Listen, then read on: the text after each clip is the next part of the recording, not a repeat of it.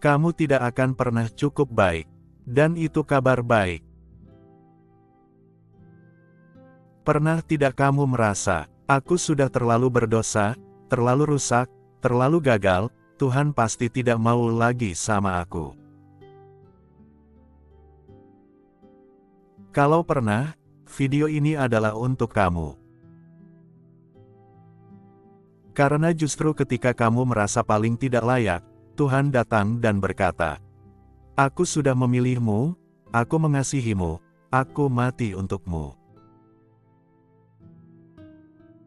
Halo teman-teman yang terkasih dalam Tuhan, selamat datang kembali di channel ini. Di sini kita tidak bicara tentang agama, kita bicara tentang kasih. Tentang anugerah, tentang Yesus yang mati untuk kamu dan aku. Kalau kamu butuh penguatan setiap hari, jangan lupa klik subscribe dan nyalakan loncengnya.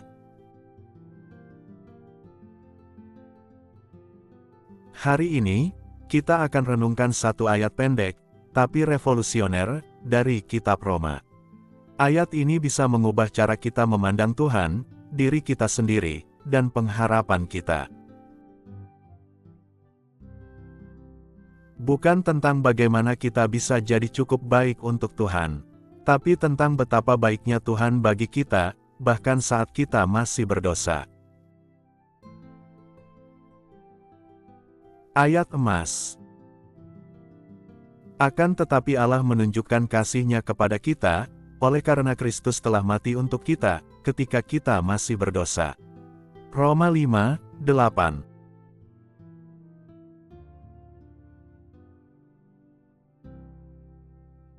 Kalimat ayat ini, bukan hanya indah, ini mengandung kekuatan pembebasan. Kristus tidak mati untuk orang yang sudah bertobat.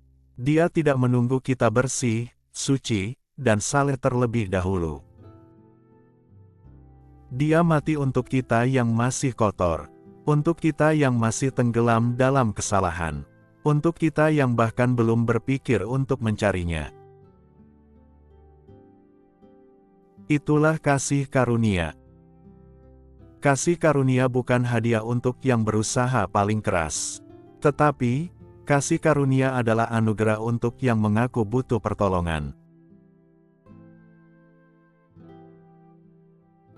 Ilustrasi cerita. Bayangkan kamu sedang jatuh ke jurang yang dalam.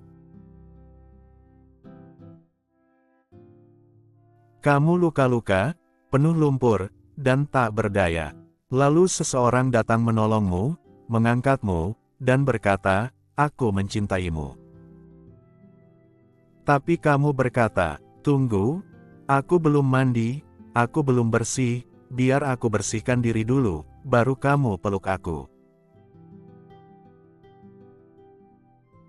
Tapi dia menjawab, "Tidak, aku datang bukan karena kamu bersih. Aku datang karena kamu milikku. Aku mencintaimu, bahkan dalam kondisimu yang paling rusak." Itulah Yesus. Dia tidak menunggu kita bersih.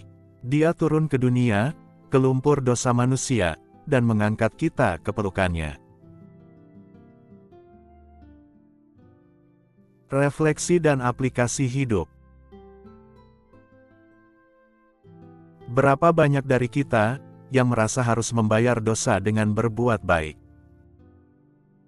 Berapa banyak dari kita yang hidup dengan rasa bersalah bertahun-tahun, bahkan setelah minta ampun?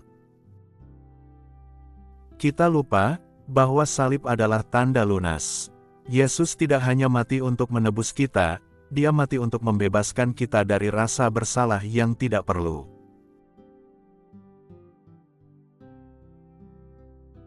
Hari ini, kamu tidak perlu berusaha lebih keras untuk dicintai Tuhan. Kamu hanya perlu membuka tangan, membuka hati, dan berkata, "Tuhan, aku tidak layak, tapi aku mau menerima kasih-Mu." Kabar baik untuk kamu. Kamu tidak akan pernah cukup baik, dan justru itu kabar baiknya. Karena kalau keselamatan harus didapat dengan usaha, kita semua sudah gagal dari awal. Tapi karena keselamatan adalah kasih karunia, maka kita semua masih punya harapan.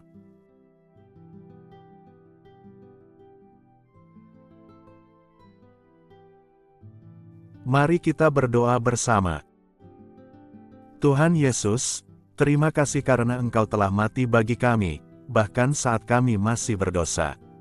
Kami tidak layak, tapi Engkau tetap mengasihi kami. Ampuni kami, yang sering mencoba diterima, lewat perbuatan baik. Hari ini, kami memilih untuk percaya pada kasih karunia-Mu.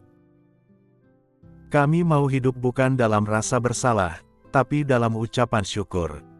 Di dalam nama Tuhan Yesus kami berdoa, haleluya, amin.